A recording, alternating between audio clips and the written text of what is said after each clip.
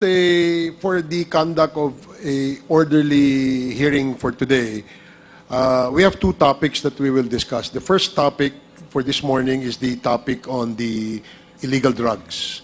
And then later this afternoon, we will proceed with the topic on the extrajudicial killings. So the resource persons for these topics are present and have been aware of the procedure in this committee hearing. So before we continue with the interpellations of the members to be propounded to the resource persons, let me acknowledge first Congressman Paduano for some admin matters. Congressman Paduano, you are recognized. Thank you, Mr. Chairman. Once again, good morning, everyone. Mr. Chairman, we haven't received a copy of the excuse letter coming from former DOJ Secretary, Attorney Vitaliano Aguirre, in regards to the invitation sent to him, and he sent an excuse letter dated January 20, just today. And, but of course, he has a commitment through his letter, and I hope all the members of this honorable committee has a copy of this, that he committed that he will be present in the next hearing. Short notice now, at the same time, my commitment here with regards to some cases that he's handling today. So with that, Mr. Chairman, I move that we will issue an invitation for Attorney Vitaliano Aguirre on the next hearing, scheduled hearing. Comsec, please take note of the order of the committee with respect to the invitation to be sent to former Justice Secretary Vit Aguirre. Next, Mr. Chairman, we received a copy of the excuse letter coming from Police Colonel Marvin Marcos Jr.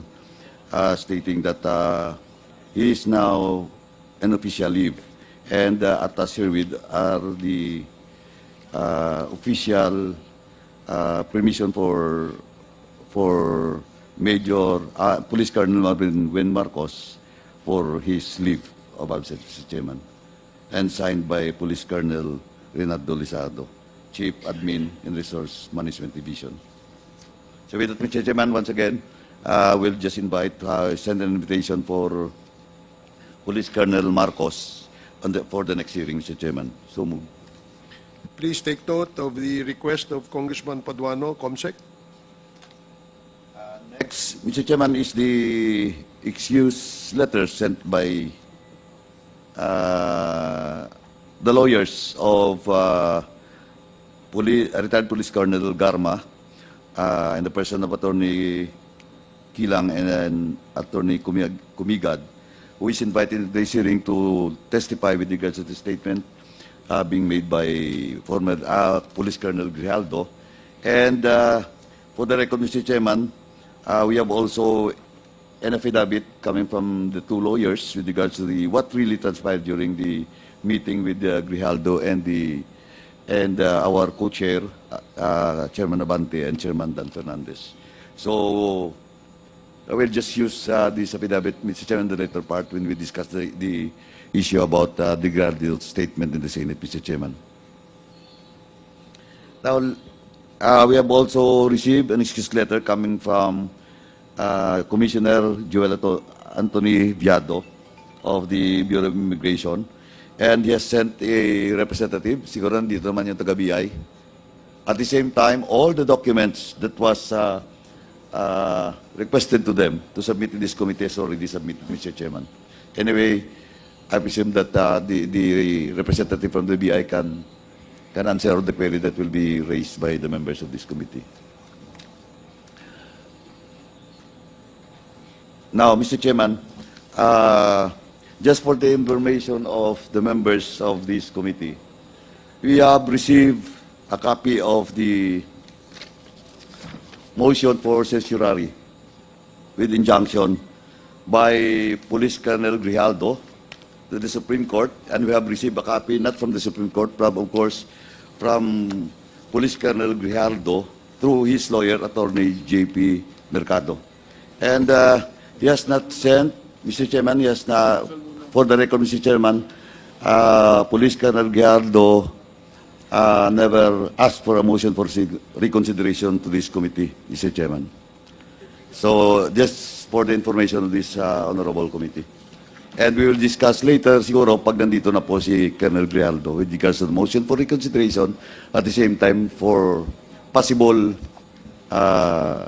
violation if you will not be attending in today's hearing, Mr. Chairman. Now, and lastly, Mr. Chairman, we have received a copy of the omnibus motion coming from former PDEA. Motion for this reconsideration coming from former PDEA Chief Mr. Wilkins Villanueva.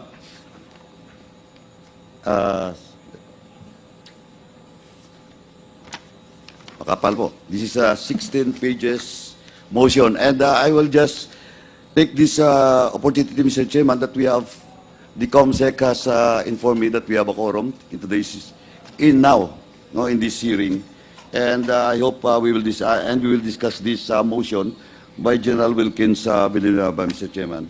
Now, and I do believe that the members of this committee has all had a copy of that motion for reconsideration of former PDEA Chief Wilkins Villanueva. Now, Mr. Chairman, just to get the gist of the motion for reconsideration, first and foremost, Mr. Chairman, I would like to, of course, to salute, General Wilkins, former General Wilkins, for respecting the contempt order that was issued to you last hearing, for presenting yourself, to this committee and to the House. And with that, I salute you, former General Wilkins Villanueva. Now, to discuss, Mr. Chairman, just a few discussions with regards to the motion for the reconsideration. First, on the first paragraph, Mr. Chairman, in his motion, Mr. Chairman, former PDEA Chief Villanueva cited the following arguments. Number one, first, that he has been very cooperative to the committee as he attended all the hearings and voluntarily answered all the queries. That's number one. And second is that he did not refuse to answer a relevant inquiry. Now, Mr. Chairman, on the first basis for this motion, the question of attending in 4 hearings, is not part of the motion for contempt that was issued to General Wilkins, because the motion for contempt that was issued to General Wilkins is in violation of Section 11, Paragraph C, with regards to refusal to or evasive to answer relevant questions that was being raised by the members of this committee. And he never violated our Section 11, Paragraph A, yung refusal to attend hearings without legal excuse. So the first defense is not consistent or in question, with regards to the contempt order. Now, as to the second argument, we'll discuss, Mr. Chairman, as to the second argument, because in the second argument, he quoted the portion of the decision of the Supreme Court in the case of Lincoln Ong versus the Senate, AGR number 256401, dated March 28, 2023. Now, Mr. Chairman, the committee deemed it necessary to consider in toto the motion submitted as part of our commitment and constitutional functions. However, qualifications must first be made as to the application of the Supreme Court decisions in the case at hand. Now, Mr. Chairman, Mr. Wilkins cannot bank in arguments blindly on the aforementioned jurisprudence. Clearly, the circumstances surrounding Ong versus Senate will not squarely apply in the case of the contempt order for former PDEA Chief Villanueva.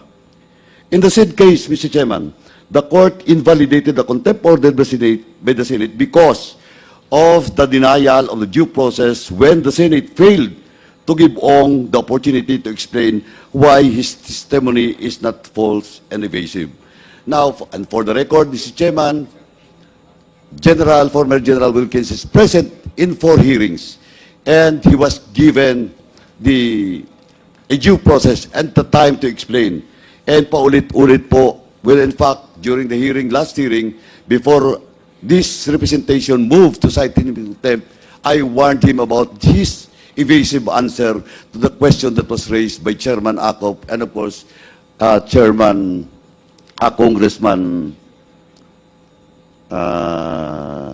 SDS Dong Gonzales during the time, Mr. Chairman. Now, Mr. Chairman, I will not discuss anymore, Mr. Chairman, no, the other facts with regards to Lincoln Ong versus Senate, in which, sabi ko na nga, the decision of the Supreme Court will not apply in the case of General Wilkins Villanueva. Now, he's also quoting about the Senate versus Mita. And once again, Mr. Chairman, the Senate versus Mita case with regards to Secretary Neri is all about the invoking the executive privilege that was invoked during the time. And it was the Supreme Court decision favored the motion of the former then Executive Secretary Mita because they invoke executive privilege. And in this case, quoting some portion of that, decision of the Supreme Court is not, once again, cannot be applied in the case of General Wilkins Villanueva. Now, Mr. Chairman, to end, Mr. Chairman, but on the, let me just quote the last part of the motion of General Wilkins. Now, on page 14, paragraph 20, ito lang po, the movant regrets the misunderstanding may have arisen due to the long hours of hearing and the numerous topics discussed during the Quadcom hearing, and undertakes to continuously and voluntarily participate in the proceedings. Paragraph 21, Mr. Chairman, therefore, the movant appeals to the sound discretion of the Quadcom and humbly and respectfully ask that the Honorable Quadcom consider the totality of the circumstances and lift its contempt order against the movant. So, ang pag-intindi ko po, Mr. Chairman, the movant commitments that during today's hearing and the next hearing, he will cooperate and will answer the queries truthfully, no, that is being addressed to him. And again, Mr. Chairman, and for the record, and once again, I really appreciate this motion for reconsideration of General Wilkins.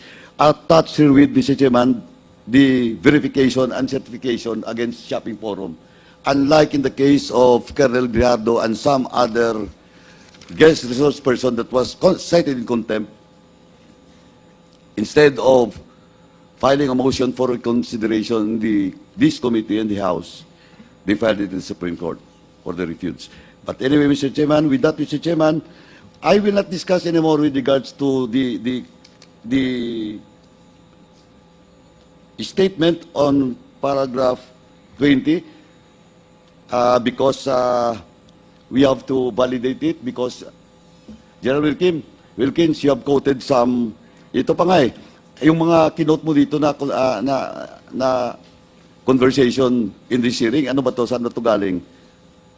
Yung transcript, yung interpretation to you and the answers coming from you and the questions of the members of this committee, quoting Chairman Acop, me, and the other members of this committee. Saan ba to galing? Sorry, please use the microphone. Sa YouTube yan, Mr. Chair, Sa YouTube. pinanood namin nung nireview ko ulit yung Okay. poem. Sige, anyway, pagdating mamaya sa inyo, i-validate po natin, no? Yung question about it. But what is important, Mr. Chairman, that sabi ko na nga, personally, I really appreciate, no? Yung naging gesture ni General Wilkins in filing this motion for consideration at the same time presenting to this committee and of course to the he is present during his detention, Mr. Chairman. So with that, Mr. Chairman, since we have a quorum and I already asked some members kanina, with that, Mr. Chairman, I respectfully move that to lift the motion that we have cited in contempt for Mr. Wilkins Villanueva. So, Mr. Chairman. Okay, there is a motion to lift the contempt order imposed on General Wilkins Villanueva by this committee, duly seconded. Are there any objections? Amendments?